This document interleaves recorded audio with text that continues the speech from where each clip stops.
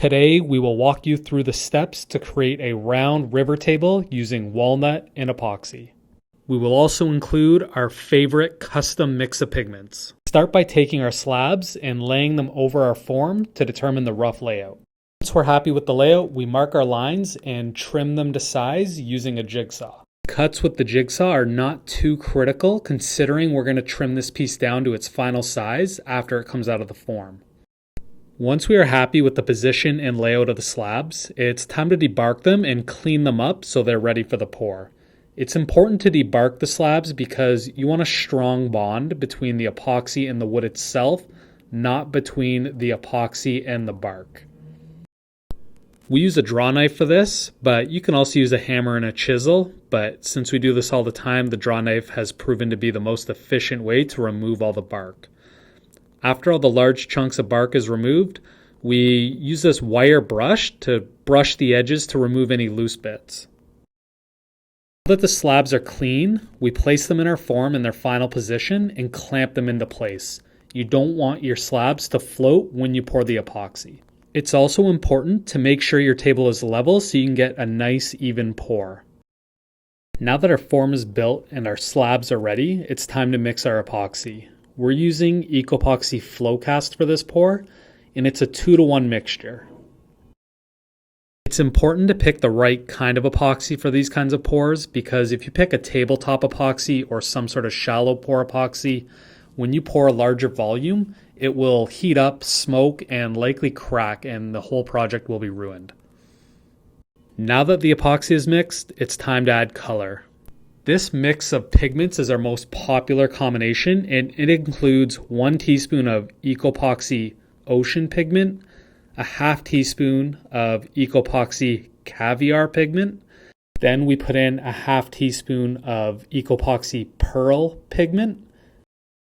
Now, it's important to clean your scoop between each different pigment because you don't want to cross-contaminate different colors of pigment that you've got. Last is a half teaspoon of the Epoxy Dolphin Pigment. We always use a paddle mixer to mix our pigments, but you can also use a paint mixing stick as well. Whatever you use, you just want to make sure it's clean and it's not going to contaminate your mix. Now, after these 4 colors get mixed together, you can really see that color start to pop. It's got a nice metallic blue shimmer to it. It's important to mix your pigments thoroughly. You don't want any of those pigments stuck to the side of your mixing pail or stuck on the paddle mixer. We normally mix for 3 to 4 minutes. This next step is entirely optional, but we always put our epoxy into this vacuum chamber. The vacuum chamber pulls all the microbubbles from the epoxy. This step normally takes about 5 to 10 minutes. And once it's done, you'll see all the bubbles have risen to the top. Then we take a heat gun and we'll just give it a quick pass to get rid of all those top surface bubbles and make sure that we're still happy with the color before we pour. You can also use a torch or a blow dryer for this step. You just want to pass some warm air over the top to release those bubbles. Now we're ready to pour. For this pour, we're using a custom-made 42-inch diameter resealable form, but you can also build your own form out of plywood and sheathing tape, but it's important to keep an eye on your form while pouring to make sure that you don't have any leaks. If you have a leak, you want to address that right away. If you're wondering how we calculate how much epoxy we need, there's a simple calculation. If you measure in inches, it's the length times the average width times the depth divided by 61, and that will give you the total number of liters needed. We do cover this in depth in our epoxy tips and tricks video number 1, so I would check that out if you're new to epoxy. As you can see here, calculating for a round form is a little trickier than a normal rectangle form that has a straightforward river, so we mixed a little bit more than we needed and just decided to flood it because after it comes out of the form, we're going to CNC flatten it anyways. The overpour can be beneficial because if you have any knots or cracks in the wood, it allows the epoxy to fill all those knots and cracks and voids, and you don't have to fill those later on. Now that it's all cured, we take it out of our form, and you can see how easy the form releases since the form is built from HDPE.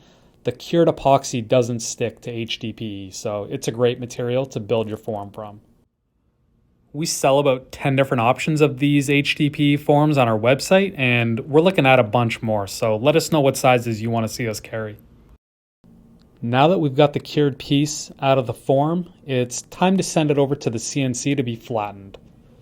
If you don't have a CNC, you can also use a router sled, or on smaller pieces, you could just sand the epoxy and wood to be flush and at the same level. This is a CanCam CNC, and we use it to flatten all of our tabletops in-house, and we can do tables up to 5 foot by 10 foot on this machine.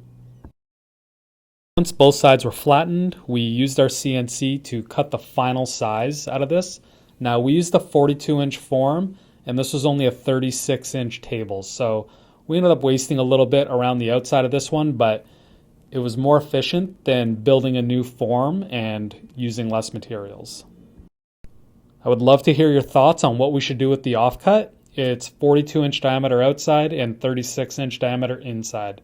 So kind of a unique size, but yeah, let us know what you think we should do with it. Unfortunately, I didn't get any sanding clips from this table, but we just released a whole video last week on the entire sanding process. So pretend like we sanded the whole thing and now we're ready to oil. This coffee table got a classic wooden base, so we started by oiling that and the underside of the table first, and then afterwards we'll flip it over and do the tops and the edges. The oil finish we use is Rubio Monocoat, and you simply wipe it onto the workpiece and wipe it back off. It's got a low sheen finish to it, which works really well with our pieces. You can see here how simple the Rubio Monocoat is to apply and how it really brings the piece to life. On smaller pieces like this, we'll just use a squeegee to spread the oil around the workpiece, and then we'll wipe it off afterwards with a shop towel. On most of our coffee tables and dining tables, we normally do a 1/4 inch round over as an edge detail, and we find it works pretty well because it's nice and smooth to the touch and it looks nice as well. Once the oil has been applied to all surfaces of the coffee table, we use our shop towels to wipe off the excess oil. It's important to not leave any excess oil behind because it will leave rough spots on the surface. Let us know if you have any questions or comments below, and we'll be happy to answer them.